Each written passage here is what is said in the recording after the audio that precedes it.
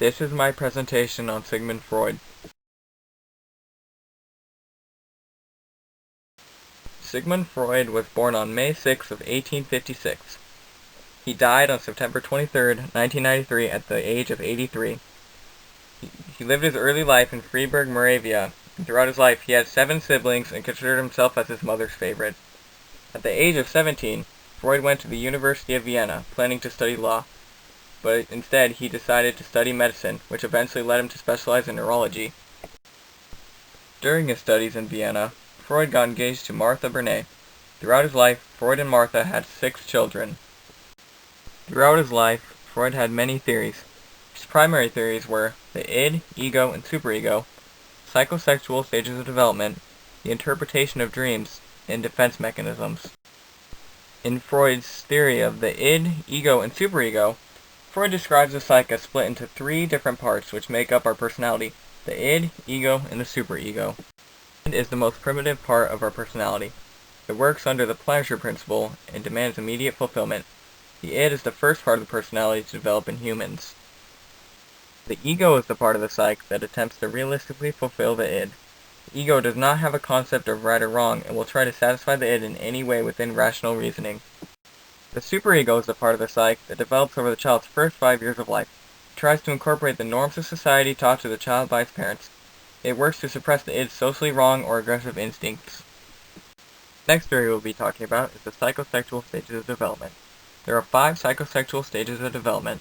In order to move on to the next stage of each of these, the child must resolve any conflicts within each stage. The first psychosexual stage of development is the oral stage. During the oral stage, the central focus of the child's libido is in the mouth. The child gains satisfaction by sticking things in its mouth. Freud theorized that this is the cause of possible oral fixations in later life, such as thumb-sucking or nail-biting. The second stage of psychosexual development is the anal stage. The anal stage is the stage in which the child's libido becomes highly focused on the anus and pooping.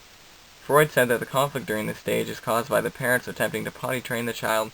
Restrictions on when the child can and can't defecate can cause anal retentive personalities in the child's future life.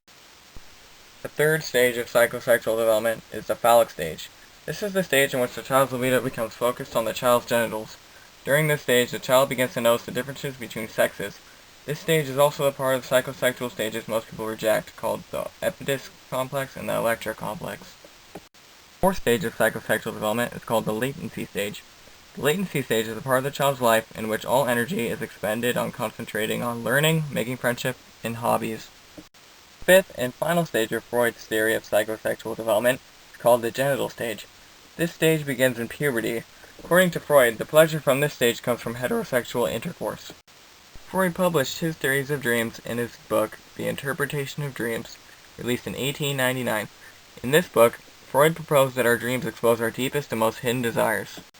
Another theory that Freud came up with was called the defense mechanisms. Freud proposed that in times of stress or anxiety, the defense mechanisms used by the ego to help deal with the id and superego are triggered. Some examples of this include repression, a mechanism used to keep scary or intimidating thoughts out of a person's head; denial, a mechanism used to block or refuse the fact that anything bad is happening around the person; and protection, a mechanism that attributes the person's troubles or worries onto someone else. Freud was a very prominent figure in psychology. He was the father of psychoanalysis, and his views were very influential and helped shape the modern psychology. His views even shaped and influenced many famous psychologists such as Alfred Adler.